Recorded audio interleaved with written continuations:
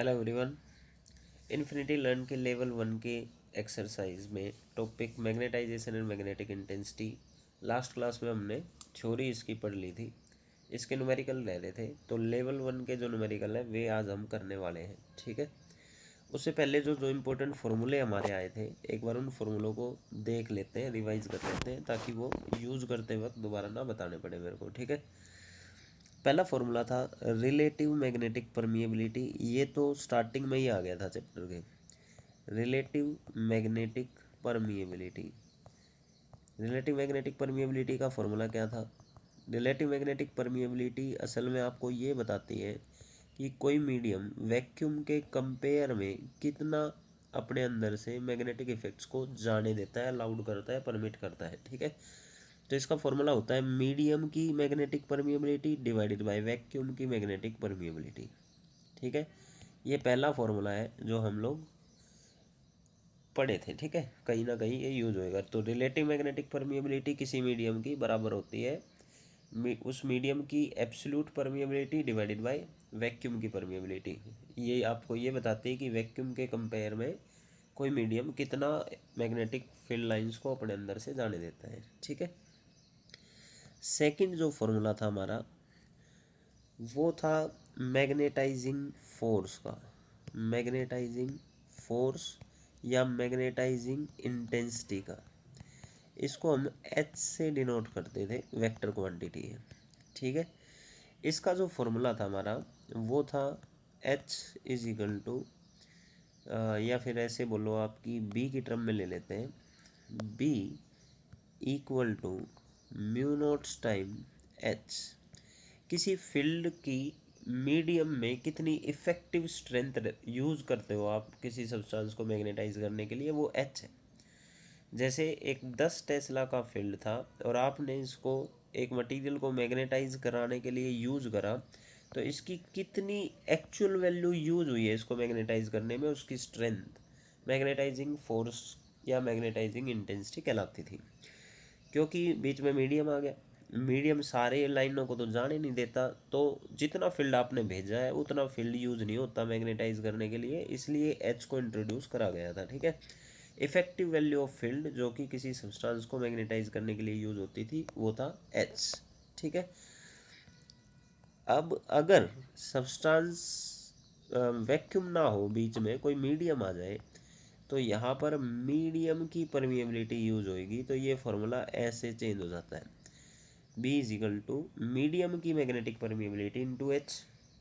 और भी अगर आप चेंज करना चाहो तो अभी अभी ऊपर पहला जो फॉर्मूला बताया था, यहाँ से मीडियम की परमिएबिलिटी को आप वैक्यूम की permeability into relative magnetic permeability लिख सकते हैं। तो ये हो गया हमारे पास दूसरा फॉर्मूला। ठीक है, वही एच का एक और फॉर्मूला था जो मैंने बताया था कि अगर किसी क्वेश्चन में सोलेनोइड यूज़ हो रहा है, तो सोलेनोइड के अंदर कोई चीज़ रख रखी है। ठीक है, तो सोलेनोइड के अंदर जो मैग्नेटिक फील्ड होता है, इन्फिनिटी लॉन्ग सोलेनोइड के अंदर जो मैग्नेटिक फील्ड होता है, उसकी वैल्यू हुआ करती थी म्यू नोट एन आई। ठीक है, तो अगर मैं इस फॉर्मूले और इस फॉर्मूले को कंपेयर करूं, तो यहाँ से क्लियरली दिख रहा है B is equal to mu naught H, B is equal to mu naughts time something है। तो एच का एक और फॉर्मूला होता है, ये केवल सोलेनोइड के लिए लगेगा, एन इंटू आई। यहाँ पर एन नंबर ऑफ टर्न्स नहीं है, ये जो एन होता है ये है number of turns per unit length. Number of turns per unit length है ये, नंबर ऑफ टर्न नहीं है, number of turns per unit length होता है। ठीक है, और आई क्या है इसके अंदर, आई है हमारे पास करंट। ठीक है, सोलेनोइड में ये लगा सकते हैं आप फॉर्मूला। ठीक है, याद रखें कि जो एच है हमारा, उसकी जो एस आई यूनिट है वो है एम्पियर पर मीटर, और इसकी सी जी एस यूनिट जो होती है वो होती है ओरेस्टिड। ठीक है, सी जी एस यूनिट होती है हमारी ओरेस्टिड। क्लियर? वन जो ओरेस्टिड है वो 1000 divided by 4 pi ampere per metre के बराबर होता है। वन ओरेस्टिड बराबर होता है 1000 divided by 4 pi ampere per metre. ओरेस्टिड मतलब ओ ई आर। ठीक है, वन ओरेस्टिड बराबर है 1000 divided by 4 pi ampere per metre. ठीक, ये थे एच के फॉर्मूले। हो सकता है कि किसी क्वेश्चन में टोरॉइड दे दे हमारे, ठीक है, टोरॉइड भी हो सकता है। तो टोरॉइड के अंदर फील्ड का फॉर्मूला क्या होता था, तो टोरॉइड के अंदर फील्ड का फॉर्मूला सेम ही होता था जो सोलेनोइड के अंदर होता है, तो म्यू नॉट एन आई, ठीक है। पर कई बार क्वेश्चनों में number of turns per unit length नहीं दी रहती। अब टोरॉइड तो सर्कुलर सोलेनोइड है, टोरॉइड जो होता है ऐसे सर्कुलर टाइप का सोलेनोइड होता है जिसमें वायर ऐसे लपेट रखा होता है, ठीक है। तो ये टोरॉइड हो गया हमारा। तो टोरॉइड में हम क्या करते हैं, जो ये number of turns per unit length है इसको चेंज कर लेते हैं, total number of turns divided by length को 2 पाई आर लेते हैं हम लोग। टोरॉइड सर्कुलर शेप का है इसलिए लेंथ 2 पाई आर होगा। तो टोरॉइड के लिए ये फॉर्मूला यूज होगा। रेडियस अगर क्वेश्चन में दे रखी है, अब क्वेश्चन ये उठता है कि ये रेडियस कौन सी है, तो ये रेडियस एवरेज रेडियस होती है, ठीक है। एवरेज रेडियस कौन सी सर, तो जो ये टोरॉइड में दो रेडियस दिख रही है हम लोगों को, एक ये वाली R1, ठीक है, और एक ये वाली जो है R2। तो R1 और R2 की ये एवरेज करके निकाल के जो वैल्यू आती है वो रेडियस यूज होती है इस फॉर्मूले के अंदर, ठीक है। अगर टोरॉइड के कोर में कोई मीडियम हो, अगर टोरॉइड का जो कोर है किसी दूसरे मीडियम का बना है, वहाँ पर एयर नहीं है कोई और मीडियम है, तो आप म्यू नोट की जगह म्यू एम यूज़ करेंगे, मीडियम की परमिएबिलिटी यूज़ करेंगे, क्लियर। और फिर इसको वापस से उसी फर्स्ट वाला जो अपना फॉर्मूला था म्यू एम को mu naught into mu R भी लिख सकते हैं। तो ये फॉर्मूला बन जाएगा mu naught into mu R into number of turns I divided by 2 pi into में एवरेज रेडियस। तो टोरॉइड आ जाए तो आप ये फॉर्मूला यूज़ करेंगे, ठीक है, कहीं ना कहीं हमारा यूज़ होगा। तो पहला फॉर्मूला रिलेटिव मैग्नेटिक परमिएबिलिटी का हो गया, दूसरा मैग्नेटाइजिंग फोर्स या मैग्नेटाइजिंग इंटेंसिटी का हो गया, इसकी यूनिट होती है एम्पियर पर मीटर, और कई बार सीजीएस यूनिट ओरेस्टेड भी दी मिल सकती है। इसी का फॉर्मूला हमारा बी की टर्म में हो गया, इसका फॉर्मूला हमारा करंट सोलेनोइड की टर्म में हो गया, ठीक है, ऐसे हो गया। ये था हमारे पास सेकंड फॉर्मूला, ठीक। फॉर्मूला नंबर थर्ड की हम बात करते हैं, तो ये था मैग्नेटाइजिंग इंटेंसिटी का। मैग्नेटाइजिंग इंटेंसिटी, इसको आई से डिनोट करते थे हम लोग। मैग्नेटाइजिंग इंटेंसिटी क्या होती है, जब भी आप किसी सब्सटेंस, जैसे मान लो एक पैरामैग्नेटिक सब्सटेंस है जिसमें डाइपोल सारे रेंडमली अरेंज होते थे, ठीक है, तो इसमें नेट डाइपोल मोमेंट अगर आप निकालते थे तो वो जीरो होता था क्योंकि सारे रेंडमली अरेंज है, एक वेक्टर ऊपर की तरफ है एक नीचे की तरफ है तो कैंसिल हो जा रहा है, ठीक है। पर अगर मैं इस सब्सटेंस पर बाहर से कोई मैग्नेटिक फील्ड अप्लाई कर दूं तो फील्ड क्या करेगा, ये जो डाइपोल्स हैं इनको अपनी डायरेक्शन में अरेंज करेगा, ठीक है, टॉर्क लगाएगा अपनी डायरेक्शन में इनको रोटेट करेगा। तो कुछ डाइपोल जब फील्ड की डायरेक्शन में चले जाएंगे तो हम कहेंगे कि सब्सटेंस मैग्नेटाइज होना स्टार्ट हो गया। तो यूनिट वॉल्यूम में कितना डाइपोल मोमेंट इंड्यूस हो गया, ये इंड्यूस डाइपोल मोमेंट है, ये पहले से नहीं था, हमने बाहर से फील्ड लगाकर इसको बनाया, इंड्यूस कराया। तो यूनिट वॉल्यूम में कितना डाइपोल मोमेंट इंड्यूस हो गया जब आपने बाहर से कोई फील्ड लगाया उसकी वजह से, तो ये कहलाता है मैग्नेटाइजिंग इंटेंसिटी। या सिंपल लैंग्वेज में बोल दो, किसी सब्सटेंस पे आपने बाहर से मैग्नेटिक फील्ड लगाया तो ये सब्सटेंस हो गया मैग्नेटाइज होने का मतलब है ये खुद एक मैग्नेट बन गया, खुद एक मैग्नेट बन गया, तो अब ये खुद एक फील्ड बनाने लग गया, उस फील्ड की स्ट्रेंथ आई कहलाती है, आप ऐसे भी बोल सकते हैं, क्लियर। तो इसको नापने का तरीका क्या होता है, तो इसका नापने का तरीका होता है dipole moment induce per unit volume of the substance. तो dipole moment induce per unit volume, ये इसका फॉर्मूला होता था, ठीक है। तो आई का एक फॉर्मूला आ गया डाइपोल मोमेंट पर यूनिट वॉल्यूम, ठीक है। एक और फॉर्मूला होता है, आप डाइपोल मोमेंट को लिख सकते हैं pole strength multiply length, volume को लिख सकते हैं एरिया इंटू लेंथ, लेंथ से लेंथ काट दूँ तो एक और फॉर्मूला बन गया पोल स्ट्रेंथ अपॉन में एरिया, पोल स्ट्रेंथ अपॉन में एरिया, ये इसका आई का second formula. I is called magnetising intensity, okay, ठीक है। आई का ही एक और फॉर्मूला होता है बी की ही टर्म में, तो B is equal to mu naught I, medium है तो फिर मीडियम के हिसाब से चेंज होगा, clear. B is equal to mu naught I. आप देखेंगे कि एच का और आई का फॉर्मूला सेम है, तो दोनों की यूनिट भी सेम होती है। तो मैग्नेटाइजिंग इंटेंसिटी की यूनिट वही एम्पियर पर मीटर वाली ही है, तो जो एच की यूनिट थी वही आई की यूनिट होती है। ठीक है, तो ये हो गए हमारे आई वाले जो फॉर्मूले हैं वे, एच के फॉर्मूले हो गए, आई के फॉर्मूले हो गए, और रिलेटिव परमिएबिलिटी के फॉर्मूले हो गए। ठीक है, 3 फॉर्मूले हो गए। नेक्स्ट चलते हैं हम लोग फॉर्मूला नंबर 4। ठीक है, फॉर्मूला नंबर जो 4 है हमारा, उस पर आ जाते हैं। तो देखो जो भी मान लो कोई सोलेनोइड है, और सोलेनोइड के अंदर हमने एक मैग्नेटिक मटेरियल रख दिया, हो सकता है कि ये आयरन हो, और जैसे ही हमने सोलेनोइड में करंट देना स्टार्ट किया तो एक अंदर मैग्नेटिक फील्ड बना, ऐसे मैग्नेटिक फील्ड बना।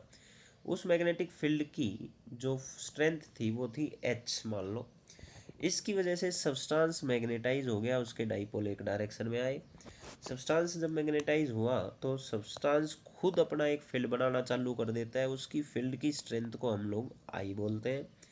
तो इस सब्सटेंस के अंदर जो नेट फील्ड होता है ये बराबर होगा बाहर से आपने कितना फील्ड लगाया प्लस उसकी स्ट्रेंथ प्लस सब्सटेंस जो खुद मैग्नेटाइज हो गया, जो इंड्यूस फील्ड उसके अंदर आया है उसकी स्ट्रेंथ को, दोनों को जोड़ दो। तो सब्सटेंस के अंदर जो नेट फील्ड होता है वो बराबर होता है बाहर से जो फील्ड लगाया है उसकी स्ट्रेंथ प्लस जो ये खुद मैग्नेटाइज हो गया उसकी स्ट्रेंथ। ठीक है, तो B net inside a material, B net बराबर होता है mu naughts time H plus I. ठीक है, एक फॉर्मूला ये भी हम लोग यूज़ करेंगे कई जगह पे। ठीक है, तो ये आ गया 4th फॉर्मूला हमारा, B net inside a material is equal to mu naughts time H plus I. ठीक, फॉर्मूला नंबर जो 5 था हमारे पास, ये जो फॉर्मूला था ये फॉर्मूला था मैग्नेटिक ससेप्टिबिलिटी का। ठीक है, ये फॉर्मूला था मैग्नेटिक ससेप्टिबिलिटी। ससेप्टिबिलिटी जो है उसको काई सिंबल से डिनोट करते हैं, और ससेप्टिबिलिटी ये बताता है हम लोगों को कि किसी सब्सटेंस को मैग्नेटाइज करना कितना इजी है। ये एक नंबर है, डायमेंशनलेस यूनिटलेस नंबर है, इसकी वैल्यू जितनी ज़्यादा होगी सब्सटेंस को मैग्नेटाइज करना उतना ही इजी होता है। और ये रेशो होता है intensity of magnetisation to the magnetising intensity. ठीक है, कितना आपने, एच क्या था, कितना आपने फील्ड लगाया उसकी इफेक्टिव स्ट्रेंथ, आई क्या है, कितना सब्सटेंस उस फील्ड की वजह से मैग्नेटाइज हो गया, इन दोनों की रेशो आई बाई एच। ठीक है, ये ससेप्टिबिलिटी कहलाती है। दोनों की यूनिट एक जैसी थी तो ये एक यूनिटलेस डायमेंशनलेस नंबर होता है। क्लियर, इसको हम ऊपर वाली इक्वेशन में यूज करके एक बड़ी इंपॉर्टेंट रिलेशन डिराइव करते थे, हमने डेरिवेशन करी हुई है। ये है relation between relative magnetic permeability and magnetic susceptibility. तो म्यू आर बराबर होता है, रिलेटिव मैग्नेटिक परमिएबिलिटी बराबर होती है 1 प्लस ससेप्टिबिलिटी। ठीक है, ये एक इम्पोर्टेंट फॉर्मूला है बोर्ड के हिसाब से भी। फॉर्मूला नंबर जो 7 है हमारे पास, इसको हमने पैरामैग्नेटिक मटेरियल के लिए पढ़ा था क्यूरी लॉ के नाम से। ठीक है, क्यूरी लॉ के नाम से। तो यहाँ पर लॉ ये था कि जो सब्सटेंस के अंदर इंड्यूस फील्ड आता है वो डायरेक्टली प्रोपोर्शनल होता है अप्लाइड फील्ड की स्ट्रेंथ के, इन्वर्सली प्रोपोर्शनल होता है टेम्परेचर के। ठीक है, दोनों को मिला देते हैं तो I is directly proportional to H by T.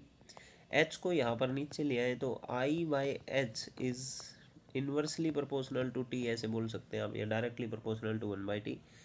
तो आई बाई एच को हमने ससेप्टिबिलिटी बोल दिया, तो susceptibility is inversely proportional to temperature. तो ये हमारा 7th फॉर्मूला है। आज के क्लास में केवल इन्हीं फॉर्मूला पर बेस्ड हम लोग क्वेश्चन करने वाले हैं। ठीक है, तो फॉर्मूला नंबर एक बार देख लेना, जब यूज़ होएगा तब आकर एक बार मैं वापस से दिखा दूंगा। तो चलिए क्वेश्चन पर स्टार्ट करते हैं, थ्योरी हम इनकी पहले पढ़ चुके हैं। ठीक, क्वेश्चन नंबर 1 आता है, ये इन्फिनिटी के मॉड्यूल से ही है, लेवल 1 के क्वेश्चन है या फिर इंटेक्स एक्सरसाइजेज है। ठीक है, क्वेश्चन नंबर 1 है, the relative permeability of iron is 5500 then its magnetic susceptibility will be. Formula based question है बिल्कुल। रिलेटिव मैग्नेटिक परमिएबिलिटी का सिंबल होता है म्यू आर, और ये दे रखा है हमको 5500 इसकी। ठीक है, ये दे रखा है हम लोगों को। आपसे ससेप्टिबिलिटी पूछी गई है। तो डायरेक्ट फॉर्मूला हम दोनों को, इन दोनों में रिलेशन पता होनी चाहिए, अभी अभी बताई थी, ये रही हमारी रिलेशन, म्यू आर बराबर होता है 1 प्लस काई के। ठीक है, तो हमने यूज़ कर दिया mu R equal to 1 plus chi. ठीक, तो ये आ गया 5500 इक्वल टू 1 प्लस काई। तो यहाँ से काई की वैल्यू आ गई 5500 माइनस 1, दैट इज़ 5499। ठीक है, इसकी कोई यूनिट होती नहीं है, तो ऑप्शन नंबर 4 हमारा जो है करेक्ट आंसर बन जाएगा। फॉर्मूला बेस्ड क्वेश्चन था बिल्कुल, फॉर्मूला अगर आपको आता है तो तुरंत हो जाएगा, ज़्यादा मुश्किल क्वेश्चन होते भी नहीं है इसके। ठीक है, नेक्स्ट क्वेश्चन नंबर सेकंड बोलता है कि find the Curie constant for the chi versus 1/t graph as shown in the figure.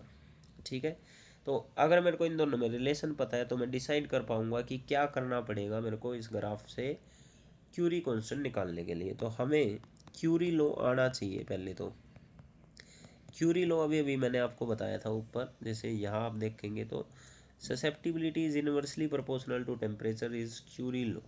ठीक है, तो क्यूरी लॉ के अकॉर्डिंग ससेप्टिबिलिटी जो है इनवर्सली प्रोपोर्शनल होती है टेम्परेचर के। इस प्रोपोर्शनलिटी का साइन हटकर एक कांस्टेंट आता है क्यूरी कांस्टेंट, इसी को बोला जाता है, और यही क्वेश्चन वाला आपसे जानना चाह रहा है। ठीक है, अब अगर मैं देखूं तो वाई एक्सिस पर काई लिया गया है और एक्स एक्सिस पर 1/t लिया गया है। ठीक है, तो मैं इसको वाई के से कंपेयर कर देता हूँ और यहाँ पर c गुणा 1/t अलग से लिख लेता हूँ। क्लियर, तो ये 1/t जो है ये एक्स एक्सिस पर है, तो इसको तो हमने वाई से कंपेयर करा, इसको हमने एक्स एक्सिस पर लिया है, 1/t को जो है हमने एक्स एक्सिस पर लिया है, तो इसको एक्स से कंपेयर कर दिया। तो ये जो बाकी की बात बची इसको m लिख लो, तो y is equal to M X plus C एक इक्वेशन हुआ करती थी, ध्यान हो तो आपको। ठीक है, ये उसको उस स्ट्रेट लाइन की इक्वेशन से कंपेयर कर दूँ, तो y एक्सिस पर है काई, x एक्सिस पर है 1/t, तो m से कौन कंपेयर हो रहा है, क्यूरी कांस्टेंट। m क्या होता है इस इक्वेशन में, स्लोप, मतलब इस ग्राफ का जो स्लोप है वो क्यूरी कांस्टेंट की वैल्यू देगा। तो क्यूरी कांस्टेंट ही पूछा गया था, तो आपको इस ग्राफ का बस स्लोप आना चाहिए।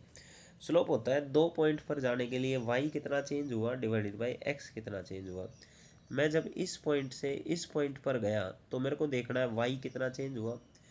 y की वैल्यू इस पॉइंट पर 0 थी और इस पॉइंट पर आने के बाद 0.5 हो गई, तो चेंज कितने का हुआ, 0.5 का, डिवाइडेड बाई एक्स में कितना चेंज हुआ। जब आप इस पॉइंट पे थे तो एक्स की वैल्यू 0 थी, जब इस पॉइंट पे आए तो एक्स की वैल्यू जो है ये 8 गुणा 10⁻³ होगी। तो एक्स कितना चेंज हुआ, 8 इंटू 10⁻³ ठीक है, तो यहाँ से पॉइंट हटाएंगे तो 5 डिवाइडेड बाई 8 मल्टीप्लाई 10⁻³ इंटू 10, नीचे 10⁻² बन गया, इसको आप ऊपर ले जाओगे तो 10⁻+2 हो जाएगा, तो ये आ गया 500/8।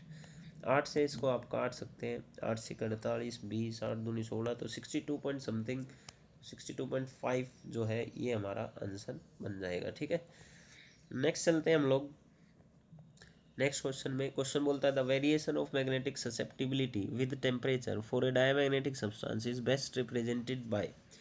डाया पैरा फेरो हमने मटेरियल पढ़े थे, तो डायामैग्नेटिक मटेरियल ये ससेप्टिबिलिटी वर्सेस टेम्परेचर ग्राफ है। अगर आपको याद हो तो मैंने बताया था डायमैग्नेटिक मटेरियल वे मटेरियल है जिनकी ससेप्टिबिलिटी ऑलवेज नेगेटिव होती है। पहली बात आपको ये ध्यान रखनी है, susceptibility of diamagnetic material is always negative, ये याद रखना आपने। दूसरा मैंने ये भी पॉइंट लिखवाया था कि टेम्परेचर से इंडिपेंडेंट रहता है इनका मैग्नेटाइजेशन, टेम्परेचर का इन पर इफेक्ट नहीं पड़ता है। ठीक है, तो जब मैं टेम्परेचर वर्सेस ससेप्टिबिलिटी ग्राफ बनाऊंगा तो पहली बात तो ससेप्टिबिलिटी अगर आप वाई एक्सिस पर ले रहे हैं तो वाई एक्सिस नीचे नेगेटिव होता है। ठीक है, ससेप्टिबिलिटी तो वाई एक्सिस में नीचे वाली साइड में ग्राफ आएगा और इंडिपेंडेंट है टेम्परेचर से, मगर अगर आप टेम्परेचर बढ़ाओगे तो भी इसकी वैल्यू चेंज नहीं होगी, तो कांस्टेंट का ग्राफ बनेगा, तो ये ग्राफ ऐसा आएगा।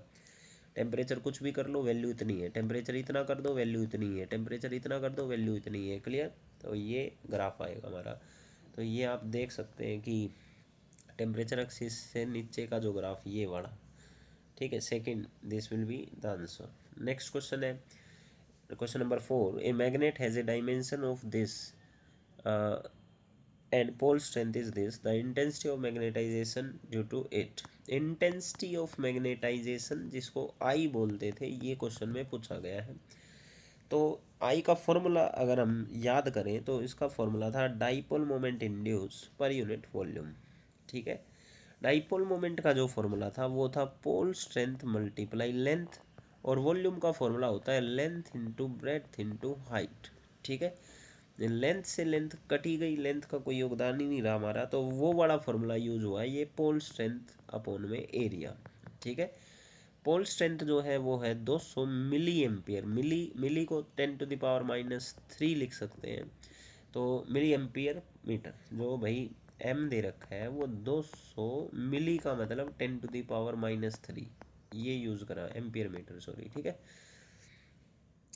एम्पियर मीटर पोल स्ट्रेंथ है, divided by A is the area. Length तो कटी गई है, ये लेंथ है, इसमें लेंथ ब्रेड्थ और हाइट, तो लेंथ तो कटी गई तो ब्रेड्थ बची हमारे पास 10 सेंटीमीटर, मल्टीप्लाई हाइट जो बची वो बची 5 सेंटीमीटर। सेंटीमीटर स्क्वायर बनेगा ये, सेंटीमीटर गुणा centimetre, centimetre square. Centimetre square को मीटर स्क्वायर में कन्वर्ट करो भाई, देखो 1 सेंटीमीटर स्क्वायर कितने मीटर स्क्वायर के बराबर होता है, तो 1 सेंटीमीटर में 10⁻² मीटर होते हैं, तो 2 में कितने होंगे 10⁻⁴। ठीक है, तो इसको सोल्व करते हैं तो ये बनेगा 200, और ये 10⁻⁴ और 3 कट के नीचे एक 10 बचेगा, उसको ऊपर ले जाओ तो 2000 डिवाइडेड बाई 50, तो ये सिंपल सा 40 ampere per metre will be our answer. ठीक है, क्वेश्चन नंबर 5 में चलते हैं। क्वेश्चन नंबर 5 बोलता है कॉपर सल्फेट एक पैरामैग्नेटिक मटेरियल है। पैरामैग्नेटिक मटेरियल है तो क्यूरी लॉ को फॉलो करता होगा। ठीक है, इसकी ससेप्टिबिलिटी जो है वो है 1.68 इंटू 10⁻⁻⁴। कब? जब टेम्परेचर इसका 293 केल्विन था। आगे ये बोलता है कि इसकी ससेप्टिबिलिटी कितनी हो जाएगी अगर इसका टेम्परेचर 77.4 कर दिया जाए। ठीक है, तो हम लोग जस्ट ये क्यूरी लॉ का सिंपल सा क्वेश्चन है, ये बोर्ड लेवल क्वेश्चन है सारे, तो क्यूरी लॉ लगा लेते हैं। क्यूरी लॉ बोलता है कि susceptibility is inversely proportional to temperature. ठीक है, susceptibility is equal to C/T, मतलब ये क्यूरी लॉ है। तो अगर मैं क्यूरी लॉ की बात मानूँ तो पहले टाइम्स पे जो ससेप्टिबिलिटी थी वो थी C/T1, दूसरी बार जो ससेप्टिबिलिटी थी वो होगी C/T2, दूसरी बार का टेम्परेचर क्यूरी कांस्टेंट तो बराबर ही रहेगा, तो इक्वेशन 1 इक्वेशन 2 ऐसा करते हैं, 2 डिवाइडेड बाई 1 कर लेते हैं, तो susceptibility of second times divided by susceptibility of first time बराबर होगा, दोनों को डिवाइड करेंगे, लेफ्ट साइड डिवाइड करी तो राइट भी डिवाइड करनी पड़ेगी, this will come out to be T1/T2। ठीक है, सेकेंड टाइम की ससेप्टिबिलिटी हमें चाहिए, तो this will be equal to T1/T2 into में ससेप्टिबिलिटी ऑफ फर्स्ट टाइम्स। तो T1 टेम्परेचर था 293, T2 टेम्परेचर था हमारे पास 77.4, और ससेप्टिबिलिटी जो शुरू में थी वो थी 1.68 इंटू 10⁻⁴। इसको आप सोल्व कर लेना, आपका आंसर आ जाएगा। ठीक है, नेक्स्ट क्वेश्चन में चलते हैं। क्वेश्चन बोलता है a paramagnetic sample shows in net magnetization of 0.8 ampere per metre. Net magnetization ये जो शो करता है, मतलब मटेरियल जब मैग्नेटाइज हो गया तो उसने जो मैग्नेटाइजेशन शो करा ये आई होता था, this is 0.8 ampere per metre. ठीक है, एक पैरामैग्नेटिक सब्सटेंस जो था, एक सैंपल जो था, shows a net magnetization of 0.8 ampere per metre when placed in an external magnetic field of 0.8 tesla. Tesla B जो फील्ड होता था वो होता था बी। ठीक है, टेस्ला जो यूनिट है वो बी की यूनिट होती थी, तो 0.8 टेस्ला का फील्ड लगाने से इसके अंदर जो मैग्नेटाइजेशन आया वो 0.8 का आता है, और that too on the temperature 5 kelvin. ठीक है, अब ये बोलता है कि इसी सैंपल को एक दूसरे एक्सटर्नल मैग्नेटिक फील्ड में जिसकी वैल्यू थी 0.4 टेस्ला में अगर रख दिया जाए और टेम्परेचर सैंपल का 20 केल्विन कर दिया जाए तो अब कितना मैग्नेटाइजेशन आएगा। तो शुरू में अंदर जो मैग्नेटाइजेशन आया वो 0.8 का था, जो हमने फील्ड लगाया था वो 0.8 का था, दोनों 0.8 है, ठीक है। और जो शुरू का टेम्परेचर था वो था 5 केल्विन। बाद में हमने जो फील्ड लगाया B2 वो था 0.4 टेस्ला, टेम्परेचर कर दिया गया 20 केल्विन, तो बाद की इंटेंसिटी पूछी गई है। अगर आप शुरू में बिल्कुल लेक्चर अगर आपने ध्यान से देखा है तो आई का क्यूरी लॉ जब मैंने बताया था, तो यहाँ से आप ध्यान से देखो तो I is directly proportional to H/T, ये फॉर्मूला हम यूज़ कर सकते हैं, ठीक है। I is directly proportional to H/T, मैं यही फॉर्मूला यूज़ करूँगा, ठीक है। वी नो दैट कि आई जो है वो डायरेक्टली प्रोपोर्शनल होता है H/T। और अगर थोड़ा सा सोच के चले तो B is equal to mu naught time H, और B और H भी तो आपस में प्रोपोर्शनल ही है, म्यू नोट तो कांस्टेंट होता है, तो आप इसको ऐसे भी बोल सकते हैं it is also proportional to B/T, T is the temperature, okay. तो जब मैं कांस्टेंट जो है रेशो लूँगा तो वो तो कट ही जाएगा, कांस्टेंट कुछ भी मान लो, ठीक है।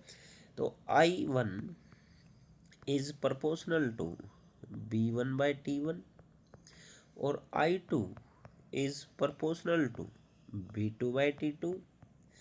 मेरे को I2 चाहिए तो दोनों की रेशो ले लेते हैं, सेकंड डिवाइडेड बाय फर्स्ट कर लेते हैं, this is second equation, this is first equation. तो I2/I1, प्रोपोर्शनलिटी का साइन वो तो दोनों में ही आएगा, तो वो कांस्टेंट जो है वो कट जाएगा रेशो लेते वक्त, तो उसको दिखाने की जरूरत नहीं है, ठीक है। तो ये बनेगा I2 की वैल्यू है B2/T2, ठीक है, डिवाइडेड बाय I1 की वैल्यू है B1/T1, तो T1 ऊपर चला जाएगा, ठीक है। तो ये बना हमारे पास, क्लियर।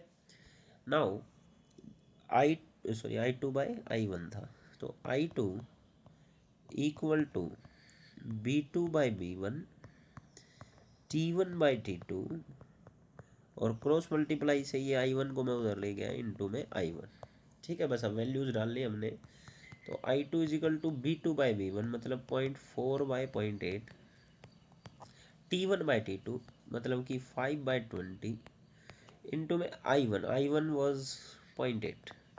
तो आपने जस्ट इसको सोल्व करना है, तो ये आ गया आपके पास 2, तो I2 इजिकल टू 5/40 इंटू 0.8, इसका भी पॉइंट हटाएंगे तो नीचे 10 आएगा, 5, तो ये आ गया 1/10, 1/10 मतलब 0.1 ampere per metre, so answer will be 0.1 ampere per metre, ठीक है।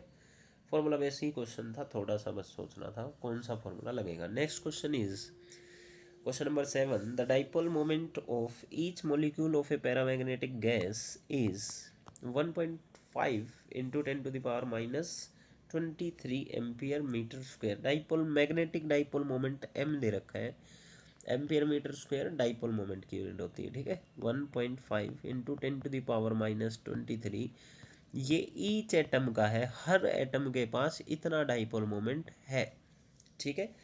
नाउ ये टेम्परेचर जो था 27 डिग्री, मतलब रूम टेम्परेचर पर बात हो रही है। एंड नेक्स्ट लाइन पढ़ते हैं, तो द नंबर ऑफ मॉलिक्यूल्स पर यूनिट वॉल्यूम में इस सैंपल में इतने नंबर ऑफ मॉलिक्यूल्स मौजूद हैं, ठीक है। नंबर ऑफ मॉलिक्यूल्स पर यूनिट वॉल्यूम ये है 2 इंटू 10⁻26, इतने मॉलिक्यूल इसके पास मौजूद हैं। ये बोलता है कि मैक्सिमम इंटेंसिटी ऑफ मैग्नेटाइजेशन क्या होगा, the maximum possible intensity of magnetisation of the gas क्या होगा, ठीक है। तो इंटेंसिटी ऑफ मैग्नेटाइजेशन का जो फॉर्मूला होता है वो क्या होता है हमारे पास, dipole moment induce per unit volume, दोनों चीज़ें दे रखी है आपको, ठीक है। Dipole moment induce per unit volume, तो सारी चीज़ें दे रखी है आपको। एक सेकेंड रुकेंगे हम। तो इंटेंसिटी ऑफ मैग्नेटाइजेशन का फॉर्मूला हो गया dipole moment induce per unit volume, ठीक है। अब हमें ये मैक्सिमम चाहिए। अब जो ये डाइपोल मोमेंट है ये आपको केवल एक एटम का दे रखा है, केवल एक एटम का दे रखा है, पर हमारे पास यूनिट वॉल्यूम में इतने सारे एटम मौजूद हैं, तो सबका डाइपोल मोमेंट देखना पड़ेगा ना मुझे। तो मैक्सिमम मैग्नेटाइजेशन कब होगा? जब सारों के सारों में डाइपोल मोमेंट इंड्यूस हो जाए। ठीक है, तो सारे के देखो, एक पैरामैग्नेटिक जो सब्सटेंस होता है उसमें अगर आप फील्ड नहीं लगाते हैं तो सारे डाइपोल रेंडमली अरेंज रहते हैं, जिसकी वजह से नेट डाइपोल मोमेंट जीरो होता है।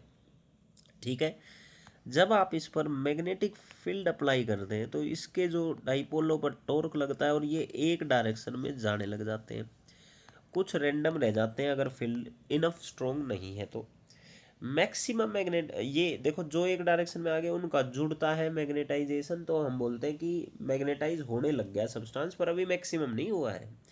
अगर मैं ये फील्ड बढ़ाता चला जाऊँ, अप्लाइड फील्ड, तो धीरे धीरे क्या होंगे, सारे डाइपोल एक डायरेक्शन में आ जाएंगे और सबका डाइपोल मोमेंट जब जुड़ जाएगा तो ये मैक्सिमम मैग्नेटाइज हो जाएगा।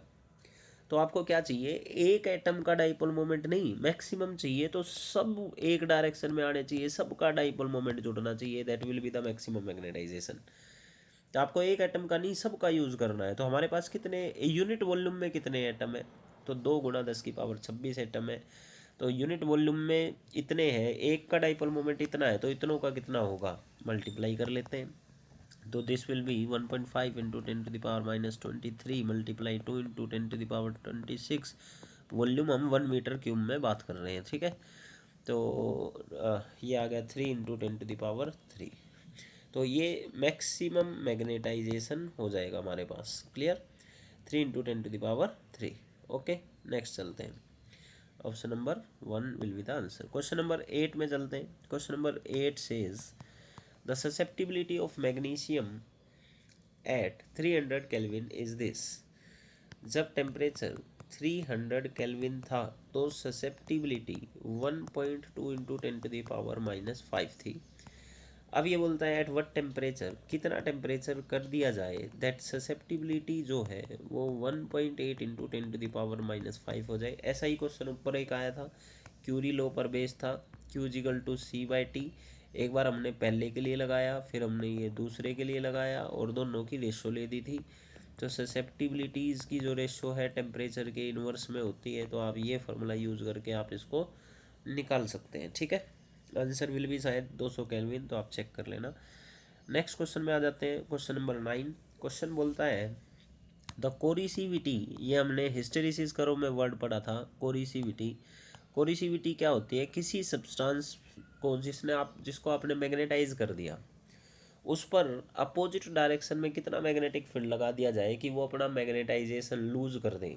ठीक है, उसको कोरिसिविटी बोलते हैं। समझने के लिए, जैसे मान लो मेरे पास एक सब्सटेंस था, इस पर आपने जब बाहर से फील्ड लगाया था तो इसके सारे डाइपोल एक डायरेक्शन में आ गए थे। ठीक है, तो हमने बोला कि ये मैक्सिमम मैग्नेटाइज हो गया है। अब मैंने फील्ड जो है रिमूव कर दिया। जैसे ही मैंने बाहर से फील्ड रिमूव करा तो टेम्परेचर की वजह से बहुत सारे डाइपोल रैंडम हो गए, पर बहुत सारे अभी भी एक ही डायरेक्शन में हैं। तो मैग्नेटाइजेशन मैक्सिमम तो नहीं रहा, कुछ कम हुआ है, पर अभी भी बचा हुआ है। इसको बोलते थे रिटेंटिविटी। फील्ड को रिमूव करने के बाद भी अंदर जो मैग्नेटाइजेशन बच जाता था, दैट इज कॉल्ड रिटेंटिविटी। ठीक है, इस रिटेंटिविटी को जीरो करने के लिए मुझे डाइपोलों को वापस से रेंडम करना पड़ेगा। डाइपोल रेंडम हो गए तो नेट मोमेंट दोबारा से जीरो हो जाएगा। डाइपोलों को रेंडम करने के लिए मैंने अब की बार अपोजिट डायरेक्शन में फील्ड लगाया। पहले राइट साइड लगाया था, अब की बार लेफ्ट साइड लगाया है। ये लेफ्ट साइड वाला जो फील्ड है ये क्या करेगा, डाइपोलों को अपनी डायरेक्शन में घुमाने की कोशिश करेगा, जिसकी वजह से जो ये एक डायरेक्शन में आ चुके थे ये घूमने लगेंगे फील्ड की डायरेक्शन में। तो एक बार तो रेंडमनेस आएगी, और जब वो रेंडमनेस आएगी, क्योंकि पहले सारे इधर थे अब ये घूम कर उधर जाना है, तो रेंडमनेस बनेगी। तो जिस particular value of opposite direction में लगाए गए फील्ड के लिए ये सारे रेंडम हो जाते हैं, अंदर का जो फील्ड है वो जीरो हो जाता है, उस फील्ड की वैल्यू को कोरिसिविटी बोला जाता है।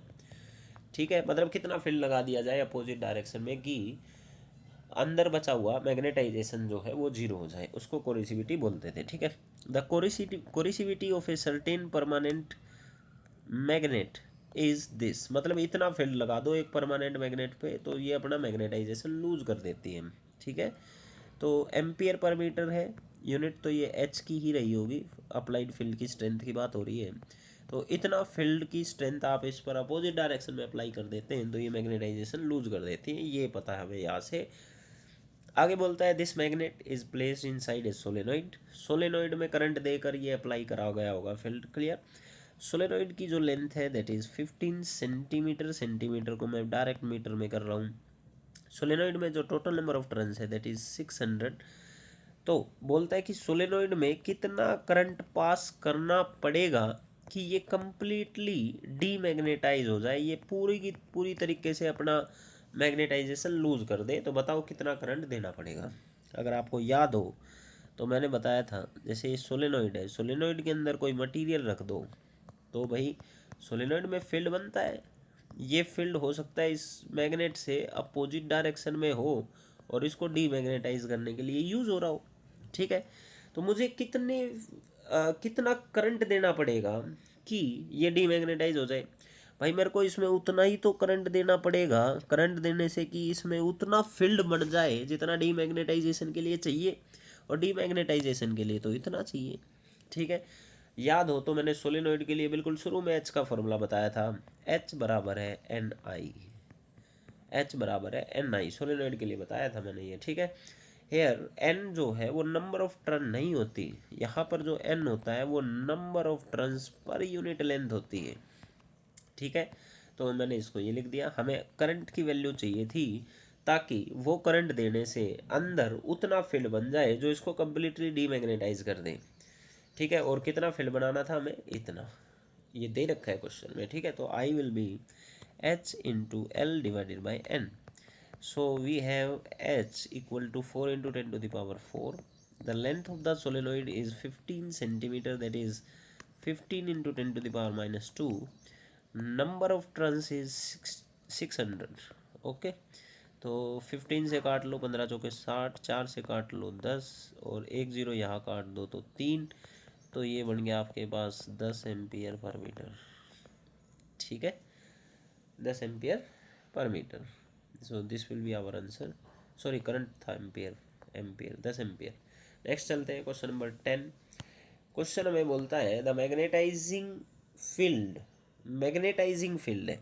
ठीक है, मैग्नेटाइजिंग फील्ड है और ampere per unit, ampere per metre unit है, तो ये एच दे रखा है।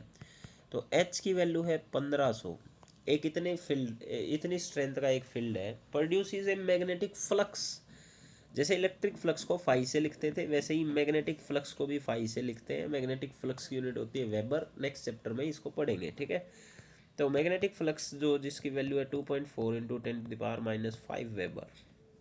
ठीक है, एक इतनी वैल्यू का field produces a flux of this in a bar magnet, bar of iron, जिसका एरिया 0.5 सेंटीमीटर स्क्वायर है। सेंटीमीटर स्क्वायर को ऐसा करते हैं मीटर स्क्वायर में कन्वर्ट कर लेते हैं, तो ये बन गया हमारे पास मीटर।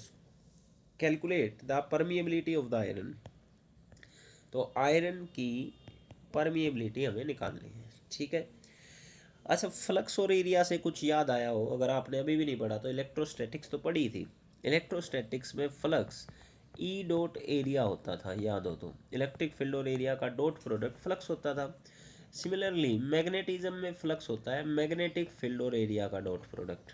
ठीक है, तो अगर मैं बी निकालना चाहूँ तो फ्लक्स को सिर्फ हमें एरिया से डिवाइड करना है तो बी आ जाएगा। ठीक है, तो flux is 2.4 into 10 to the power minus 5, area is 0.5 into 10 to the power minus 4। ठीक है, तो b is equal to 24/5 into 10 to the power minus 1। ठीक है, या आप लिख सकते हैं इसको 24/50। ठीक है, तो ये जो है हमारे पास b की वैल्यू है, ये जो है हमारे पास b की वैल्यू है। क्लियर। हमसे पूछा गया है मैग्नेटिक परमिएबिलिटी, मैग्नेटिक परमिएबिलिटी निकालनी है आयरन की, और हमें b और h पता है।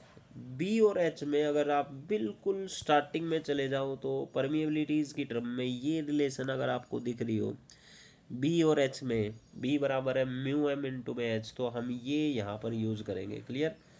तो बी बराबर है म्यू एम इंटू में एच, ये यूज़ करेंगे, फॉर्मूला है। तो हमने यूज़ कर लेना है यूजिंग बी बराबर है मीडियम की परमिएबिलिटी इंटू में एच।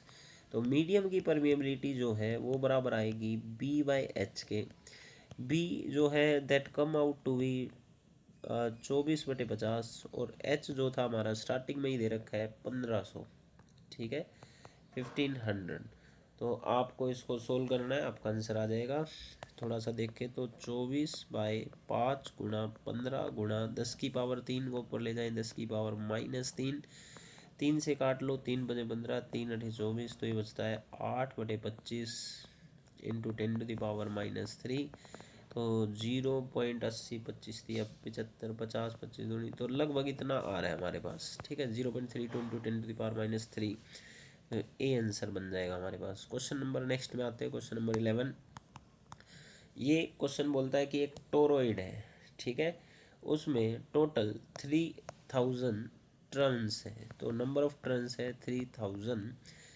इनर और आउटर रेडियस याद हो तो टोरॉइड जो है वो कुछ इस टाइप का होता था, ठीक है। तो टोरॉइड में इनर रेडियस ये इसकी बात कर रहा है और आउटर रेडियस इसकी बात कर रहा है, और टोरॉइड में ऐसे तार लपेट रखा होता है हमने, ठीक है।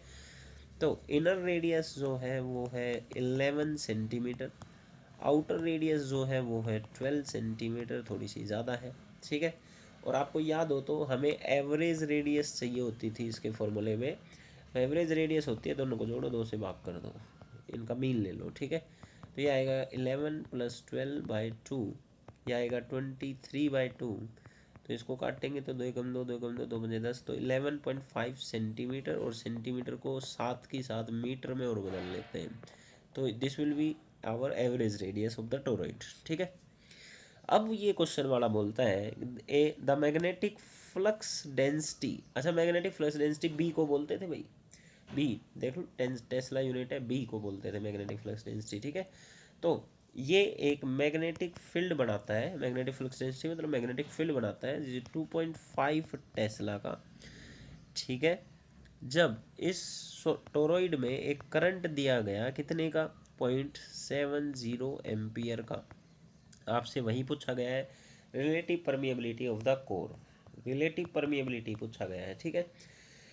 ओके, तो हमें पता है कि टोरॉइड के अंदर जो फील्ड का फॉर्मूला है ये बिल्कुल स्टार्टिंग में बताया था, वैसे तो होता है म्यू नॉट एन आई, पर रेडियस की टर्म में करेंगे तो जो ये एन है ये होता है number of turns per unit length, या लेंथ की जगह जो है वो सरकम, तो 2πr यूज होता है, और आर इज़ द एवरेज वाली रेडियस, ठीक है। और रिलेटिव परमिएबिलिटी मतलब मीडियम है, कोर जो है वो जो जो इसका कोर है वो वैक्यूम का नहीं बना है, वो कोई मीडियम रहा होगा, ठीक है। तो यहाँ म्यू नॉट यूज नहीं होएगा, यहाँ मीडियम की परमिएबिलिटी यूज होएगी। और हमें पता है कि मीडियम की परमिएबिलिटी और वैक्यूम की परमिएबिलिटीज़ में एक रिलेशन होती है, मीडियम की परमिएबिलिटी बाय वैक्यूम की परमिएबिलिटी बराबर होती है रिलेटिव परमिएबिलिटी। क्लियर है? तो यहाँ से मैं मीडियम की परमिएबिलिटी को लिख सकता हूँ वैक्यूम की permeability into relative permeability into N into I divided by 2π into में आर, ठीक है। हमारा एम था रिलेटिव परमिएबिलिटी निकालना, तो रिलेटिव परमिएबिलिटी बराबर है क्रॉस मल्टीप्लाई कर दो तो B into 2πr divided by mu naught N I, ठीक है। ये फार्मूला आप यूज़ करेंगे। बी जो है वो है 2.5 टेस्ला, 2 × π इंटू आर जो है वो है 11.5 into 10⁻⁻2 divided by mu not की वैल्यू होती है 4π इंटू 10⁻⁻7। नंबर ऑफ टर्न्स दो दे रखी है हम लोगों को 3000, और करंट जो है वो हमको दे रखा है 0.70। इसको आप सोल्व करेंगे आपका आंसर आ जाएगा, ठीक है। नेक्स्ट क्वेश्चन में चलते हैं, क्वेश्चन नंबर 12। क्वेश्चन नंबर 12 जो है वो बोलता है ए मैग्नेटाइजिंग फील्ड। भाई देखो मैग्नेटाइजिंग यूज हो जाए ना तो एच या आई की बात हो रही होती है, ठीक है। तो magnetising field ampere per metre unit से भी आप देख सकते हैं, तो एच दे रखा है हमको 1600 ampere per metre. Clear? Produce is a magnetic flux, फिर से फ्लक्स दे दिया, फ्लक्स जो है 2.4 इंटू 10⁻⁵ वेबर का है, एरिया दे दिया, ये तो वही क्वेश्चन बन गया 0.2 इंटू 10⁻⁴ मीटर स्क्वायर। फ्लक्स और एरिया की जो यूज़ करके आप बी निकाल सकते हैं, फ्लक्स को एरिया से भाग कर दो तो बी आ जाता है, ठीक है। तो परमिएबिलिटी एंड ससेप्टिबिलिटी निकालनी है, तो सेम फॉर्मूला है आपके पास। मीडियम की परमिएबिलिटी निकालनी है तो वही फॉर्मूला है जो बताया था, B is equal to medium की परमिएबिलिटी इनटू एच। तो मीडियम की परमिएबिलिटी आएगी बी बाई एच से।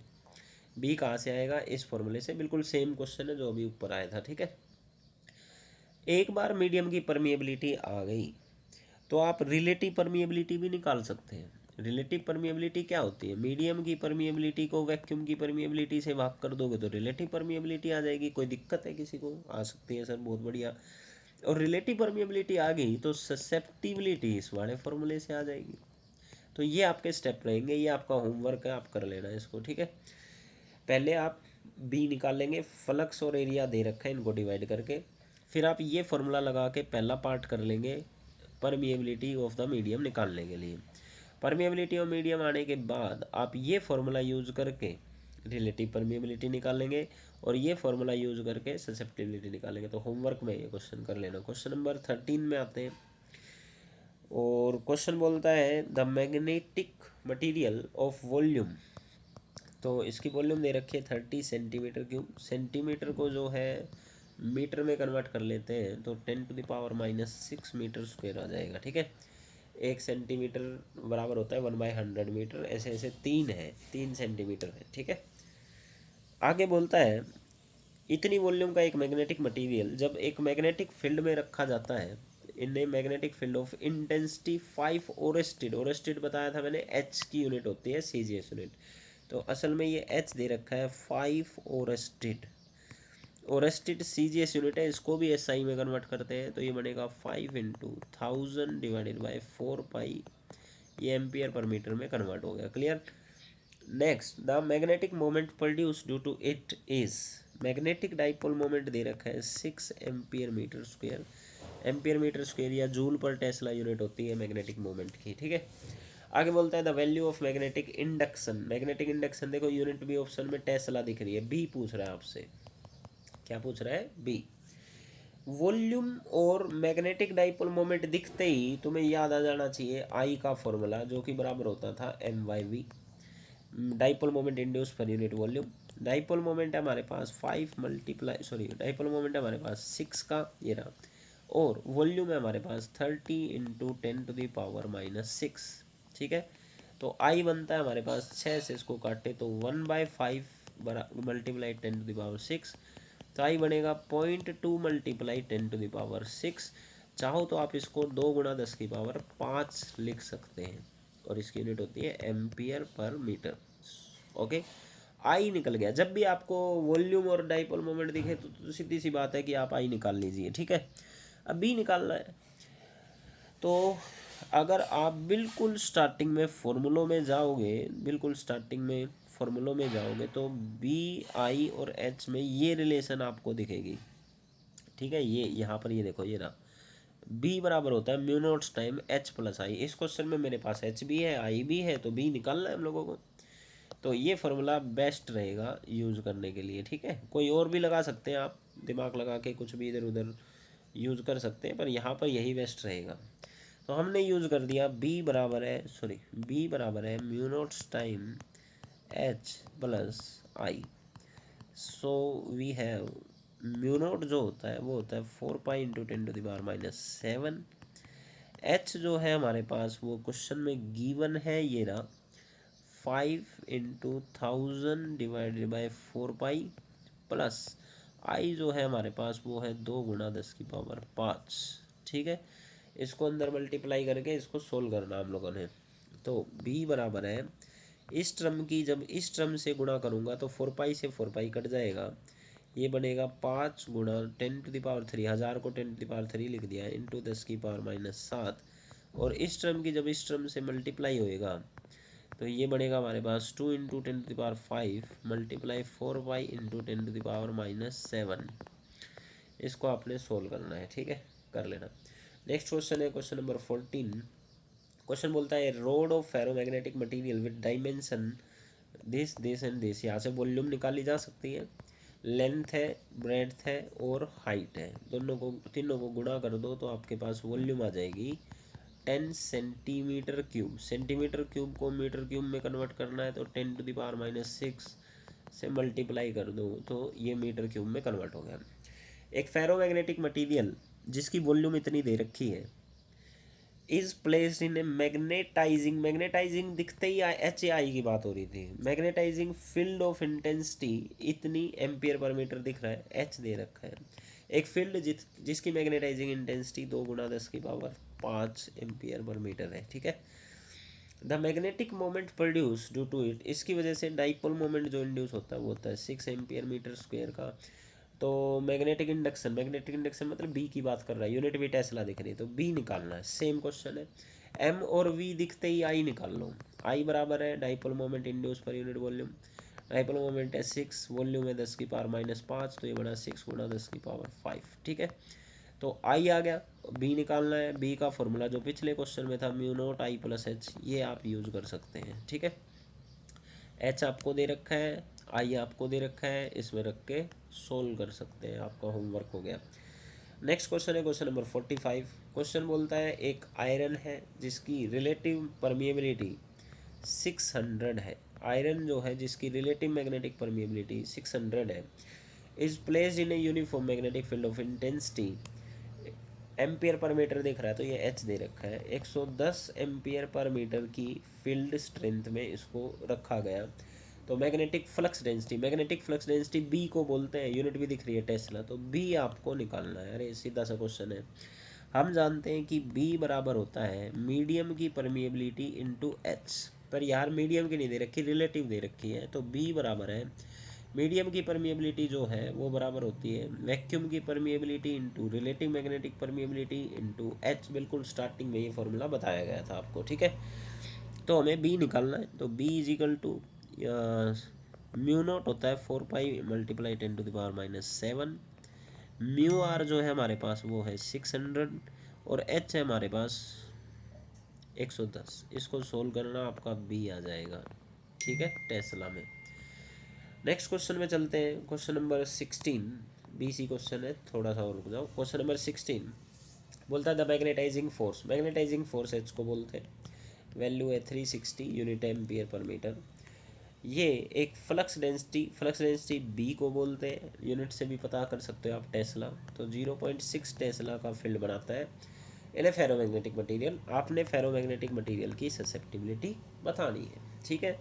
अगर वैसे तो आप क्या कर सकते हो, हम ससेप्टिबिलिटी की रिलेशन जानते हैं म्यू आर से, रिलेटिव मैग्नेटिक परमिएबिलिटी बराबर होती है 1 + ससेप्टिबिलिटी, इसको इक्वेशन 1 मान लो, और म्यू आर अगर कहीं से पता चल जाए तो ससेप्टिबिलिटी पता चल जाएगी। म्यू आर पता करने के लिए हम बी और एच में एक रिलेशन जानते हैं कि बी बराबर है μ0 into mu R into H, ठीक है। तो म्यू आर जो बनेगा वो बनेगा B/μ0H, ठीक है, B/μ0H। तो म्यू आर निकाल लेते हैं अलग से, तो mu R is equal to B है 0.6, μ0 को अभी फ़िलहाल μ0 ही लिख लेता हूँ, और एच है हमारे पास 360, तो ये बन गया आपके पास इसका पॉइंट हटाएंगे तो ये 360 100 बन जाएगा, ठीक है। 6 से काट लो तो 1/μ0 इंटू 1/600, 6 से काट लो तो 6 6 36, 600 आ जाता है हमारे पास, ठीक है। और म्यू0 की भी वैल्यू रखेंगे तो म्यू0 की वैल्यू आएगी हमारे पास, म्यू0 की वैल्यू होती है 4π × 10⁻⁻7 और नीचे 600 भी है।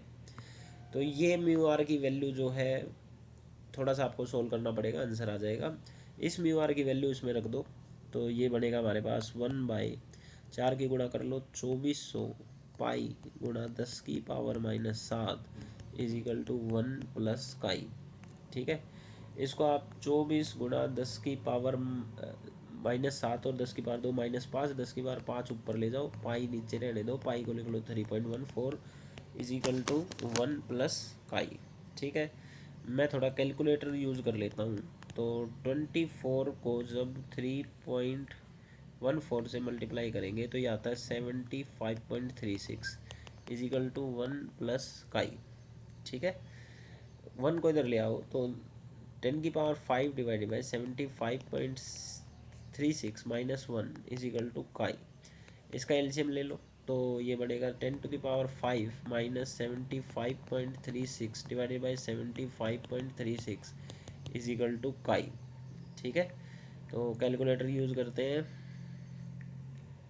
75.36 ये आता है हमारे पास 99924.64 डिवाइडेड बाई 75.36 और ये आंसर बनता है हमारे पास लगभग 1325.9, लगभग 1326 आप बोल सकते हैं। तो अप्रोक्सीमेटली ये आंसर बनेगा हमारा। ठीक है, नेक्स्ट क्वेश्चन चलते हैं। Question number 17। क्वेश्चन नंबर 17 बोलता है हमारे पास एक रोड है जिसका क्रॉस सेक्शनल एरिया ए दे रखा है 10 सेंटीमीटर स्क्वायर। इसको डायरेक्ट मैं मीटर स्क्वायर में कन्वर्ट कर रहा हूँ। Is placed with its length parallel to a magnetic field of intensity ampere per metre है, मतलब एच दे रखा है। तो 10⁻³ 1000 को 10⁻³ लिख लिया। इस फील्ड के अंदर पैरेलल टू द फील्ड रखी हुई है। ठीक है, the flux through the rod phi दे दिया 10⁴ वेबर। अब आपसे पूछता है कि मीडियम की परमिएबिलिटी क्या रही होगी। ठीक है, तो भाई मीडियम की परमिएबिलिटी के लिए एरिया है, फ्लक्स है, बी निकाल लो। बी बराबर है फ्लक्स अपॉन में एरिया। जैसे ही बी आ जाएगा, बी बराबर है मीडियम की परमिएबिलिटी इंटू एच, आप ये यूज़ कर देंगे। ठीक है, बी की वैल्यू इसमें यूज़ कर देंगे, आपका आंसर आ जाएगा। फ्लक्स दे रखा है 10⁻⁴, एरिया दे रखा है 10⁻−3, इसको थोड़ा एडजस्ट कर दिया मैंने। ठीक है, तो 10⁻⁷ बी की वैल्यू आ गई। बी की वैल्यू 10⁻⁷, मीडियम की परमिएबिलिटी चाहिए, एच की वैल्यू है 10⁻3, तो मीडियम की परमिएबिलिटी आ गई 10⁻⁴। ठीक है, तो 10⁻⁴ A will be the right answer. Question number 18 में चलते हैं। बीसी क्वेश्चन है भाई। 18 क्वेश्चन बोलता है the mass of iron rod is 80 gram. Mass of iron rod is 80 ग्राम। इसका जो मैग्नेटिक डाइपोल मोमेंट है वो है 10 एम्पियर मीटर स्क्वायर। ठीक है, डेंसिटी जो है आयरन की वो है 8 ग्राम पर centimetre cube. 8 gram centimetre cube को मीटर क्यूब में कन्वर्ट कर लो। देखो भाई 1 सेंटीमीटर क्यूब है तो ये 10⁻⁻6 मीटर क्यूब के बराबर बनेगा, तो 10⁻⁻6 metre cube. Clear. The value of intensity of magnetization, देखो ऑप्शन में यूनिट भी एम्पियर पर मीटर है। मैग्नेटाइजेशन दिख जाए तो एच की बात हो रही है या आई की बात हो रही है। ठीक है, तो एच हमें निकालना है, एच हमें निकालना है।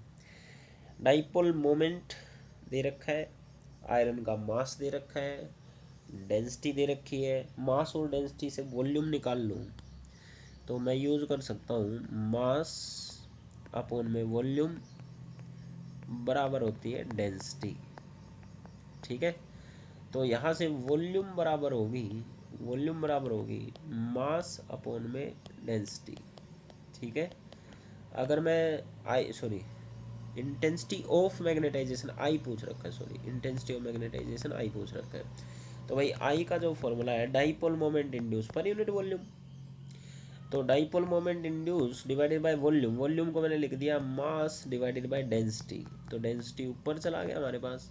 तो आई का फॉर्मूला है डाइपोल मोमेंट इंड्यूस जो कि है वैल्यू 10, डेंसिटी जो कि है 8 gram divided by 10⁻⁻6 metre cube, और यहाँ पर मास है हमारे पास 80 ग्राम। मैंने ग्राम को इसलिए नहीं कन्वर्ट करा क्योंकि ग्राम से ग्राम कटने वाला था।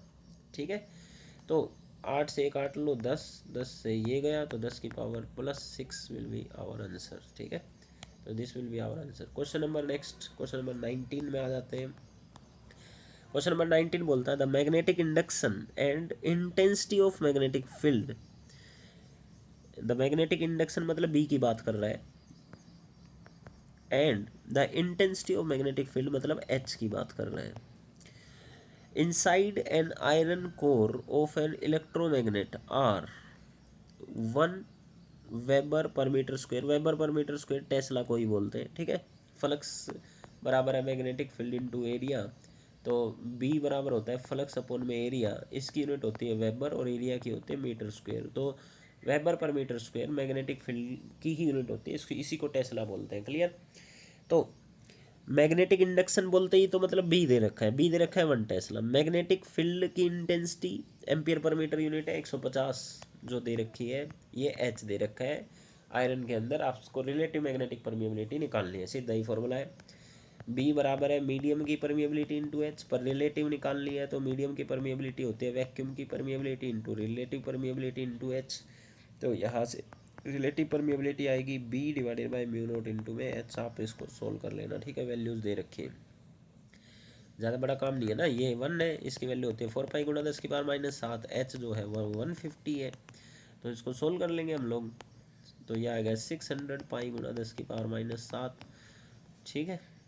दो जीरो और एडजस्ट कर दो तो 1/6 पाई गुणा 10⁵, 10⁻5/6 पाई, तो ऐसे आप कर सकते हैं इसको, ठीक है।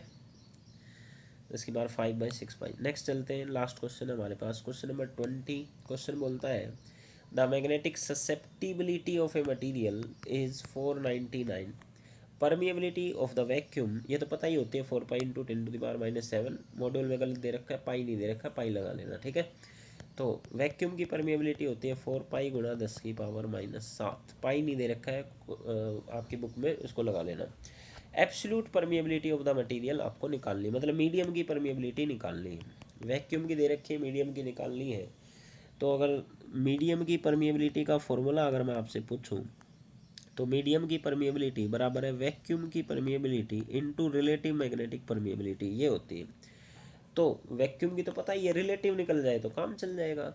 अब रिलेटिव कैसे निकलेगी? रिलेटिव मैग्नेटिक परमिएबिलिटी और ससेप्टिबिलिटी की रिलेशन से।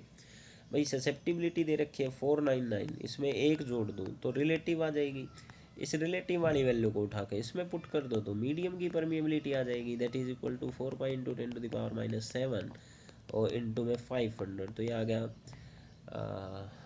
2000 पाई इंटू 10⁻⁷, तो ये आ गया 2 पाई इंटू 10⁻⁴, ठीक है। तो 2 pi into 10⁻⁴ by will be our answer, ठीक है। ये थे कुछ क्वेश्चन हमारे मैग्नेटाइजिंग फोर्स या मैग्नेटाइजिंग इंटेंसिटी को लेकर। बाकी क्वेश्चन क्लास में डिस्कस करेंगे। Thank you.